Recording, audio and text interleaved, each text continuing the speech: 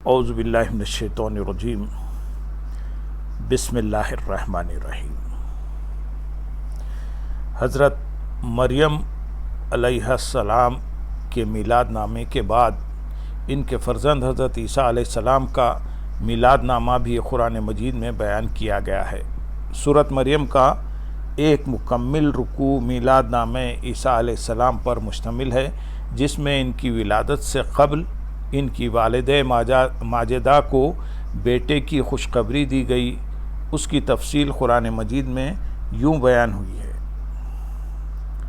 سورۃ آل عمران آیت نمبر 45 سے آیت نمبر 47 تک ارشاد باری تعالیٰ ہے،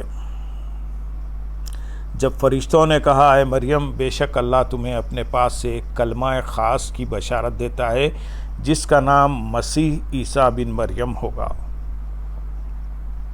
وہ دنیا اور آخرت دونوں میں قدر و منزلت والا ہوگا اور اللہ کے خاص قربت یافتہ بندوں میں سے ہوگا، اور وہ لوگوں سے گہوارے میں اور پختہ عمر میں یکساں گفتگو کرے گا، اور وہ اللہ کے نیک وکار بندوں میں سے ہوگا۔ مریم نے عرض کیا، اے میرے رب، میرے ہاں کیسے لڑکا ہوگا؟ درا حال یہ کہ مجھے تو کسی شخص نے ہاتھ تک نہیں لگایا۔ ارشاد ہوا، اسی طرح اللہ جو چاہتا ہے پیدا فرماتا ہے۔ جب کسی کام کے کرنے کا فیصلہ فرما لیتا ہے تو اس سے فقط اتنا فرما دیتا ہے کہ ہو جا، وہ ہو جاتا ہے۔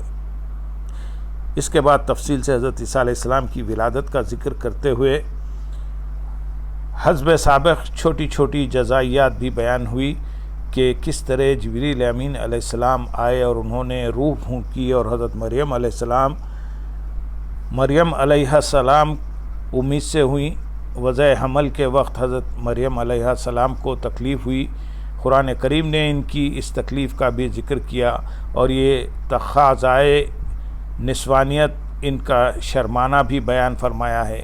پھر اللہ تعالیٰ کے حکم سے جب وہ خلوت گزین ہو گئی تو اس کا بھی ذکر کیا۔ پھر یہ بیان کیا کہ کس طرح تکلیف کو رفع کرنے کے لیے اللہ تعالیٰ نے چشمے کا شیریں پانی مہیا کیا، تازہ کھجوریں دی جن کے کھانے سے تکلیف دور ہو گئی۔ عین لمحہ ولادت کا ذکر کیا۔ ولادت کے بعد جب وہ نومولود کو اٹھا کر اپنی قدم کے پاس لے گئی اور انہوں نے تانے دیے، ان تانوں کا ذکر کیا، اور تان و تشنے کے جواب میں پنکھوڑے یعنی جھولے میں حضرت عیسیٰ علیہ السلام کے کلام کرنے کا ذکر کیا۔ یہ سارے احوال اللہ رب العزت نے یوں بیان فرمائے ہیں۔ سورۃ مریم آیت نمبر 16 سے آیت نمبر 35 تک کا ترجمہ ہم آپ کے سامنے پیش کر رہے ہیں۔ اور اے حبیب مکرم، آپ کتاب قرآن مجید میں مریم کا ذکر کیجئے جب وہ اپنے گھر والوں سے الگ ہو کر عبادت کے لیے خلوت اختیار کرتے ہوئے مشرقی مکان میں آ گئی۔ پس انہوں نے ان کے گھر والوں اور لوگوں کی طرف سے حجاب اختیار کر لیا تاکہ حسن مطلق اپنا حجاب اٹھا دے۔ تو ہم نے ان کی طرف اپنی روح یعنی فرشتہ جبریل کو بھیجا، سو جبریل ان کے سامنے مکمل بشری صورت میں ظاہر ہوا۔ مریم نے کہا، بے شک میں تجھ سے اللہ رحمان کی پناہ مانگتی ہوں اگر تو اللہ سے ڈرنے والا ہے۔ جبریل نے کہا، میں تو فقط تیرے رب کا بھیجا ہوا ہوں، اس لیے آیا ہوں کہ میں تجھے ایک پاکیزہ بیٹا عطا کروں۔ مریم نے کہا، میرے ہاں لڑکا کیسے ہو سکتا ہے جب کہ مجھے کسی انسان نے چھوا تک نہیں، اور نہ ہی میں بدکار ہوں۔ جبرائیل نے کہا، تعجب نہ کر، ایسے ہی ہوگا، تیرے رب نے فرمایا ہے۔ یہ کام مجھ پر آسان ہے، اور یہ اس لیے ہوگا تاکہ ہم اسے لوگوں کے لیے نشانی اور اپنی جانب سے رحمت بنا دیں، اور یہ امر پہلے سے طے شدہ ہے۔ پس مریم نے اسے پیٹ میں لے لیا اور آبادی سے الگ ہو کر دور ایک مقام پر جا بیٹھی۔ پھر درد ذہ انہیں ایک کھجور کے تنے کی طرف لے آیا۔ وہ پریشانی کے عالم میں کہنے لگی، اے کاش میں پہلے سے مر گئی ہوتی اور بالکل بھولی بسری ہو چکی ہوتی۔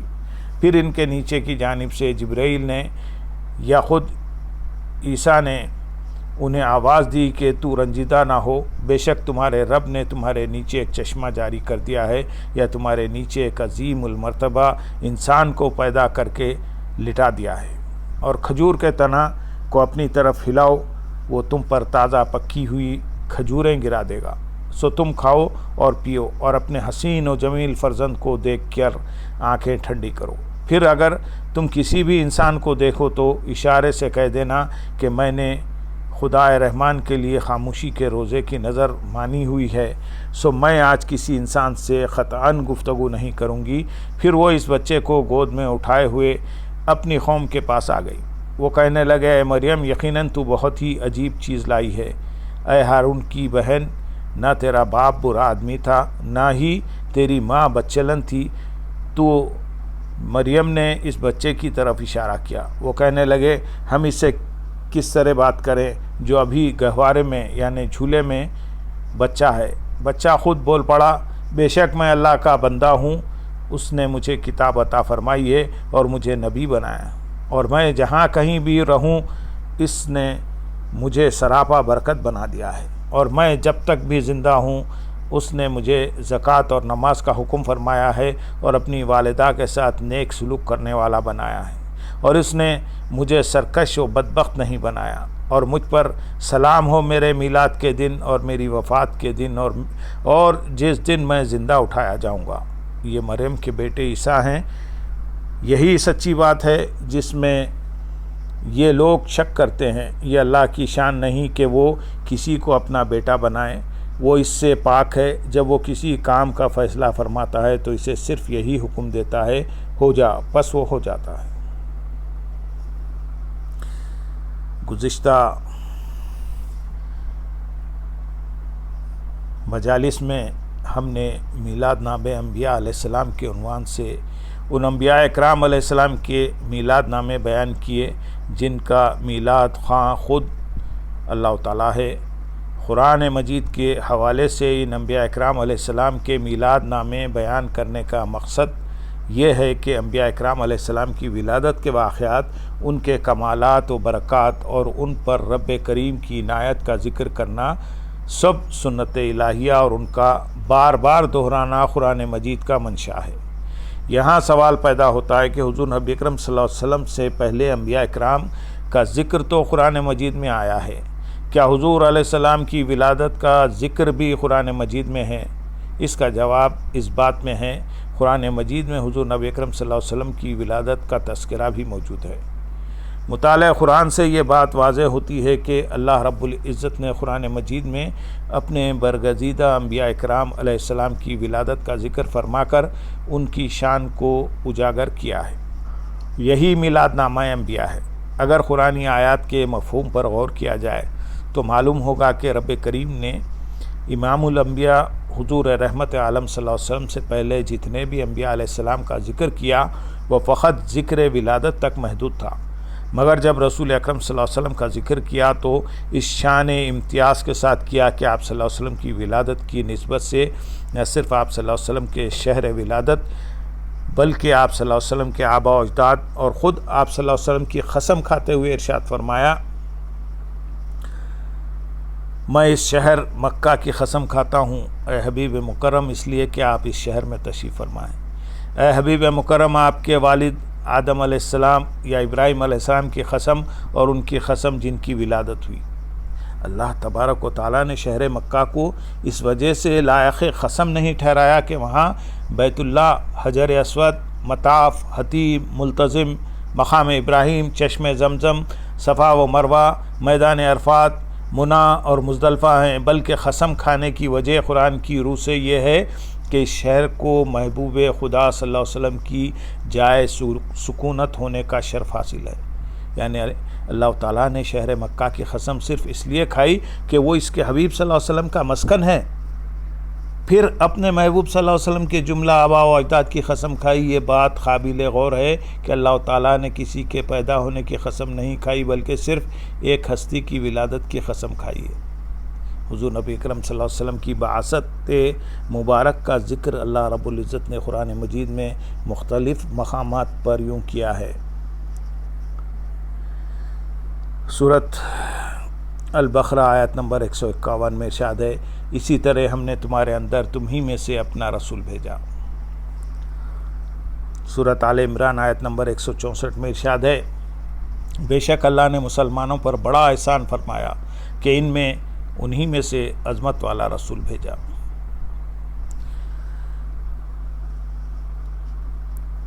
اور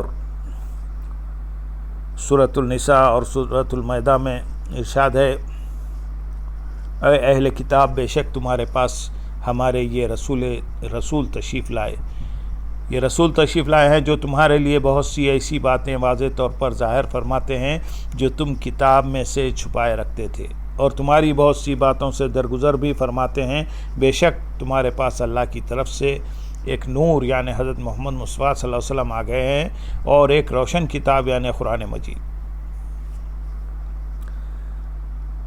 سورۃ المائدہ میں ارشاد ہے آیت نمبر 19 میں، اے اہل کتاب، بے شک تمہارے پاس ہمارے یہ آخر الزماں رسول پیغمبروں کی آمد کے سلسلے کے منقطع ہونے کے واقعے پر تشریف لائے ہیں، جو تمہارے لیے ہمارے احکام خوب واضح کرتے ہیں، اس لیے کہ تم عذر کرتے ہوئے یہ کہہ دو گے کہ ہمارے پاس نہ تو کوئی خوشخبری سنانے والا آیا ہے اور نہ ڈرانے والا۔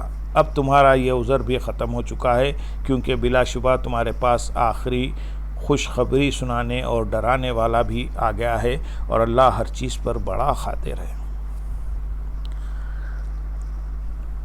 سورۃ توبہ آیت نمبر 128 میں ارشاد ہے، بے شک تمہارے پاس تم میں سے ایک باعظمت رسول تشریف لائے، تمہارا تکلیف و مشقت میں پڑنا ان پر سخت گراں گزرتا ہے۔ اے لوگو، وہ تمہارے لیے بھلائی اور ہدایت کے بڑے طالب و آرزومند رہتے ہیں، اور مومنوں کے لیے نہایت ہی شفیق، بے حد رحم فرمانے والے ہیں۔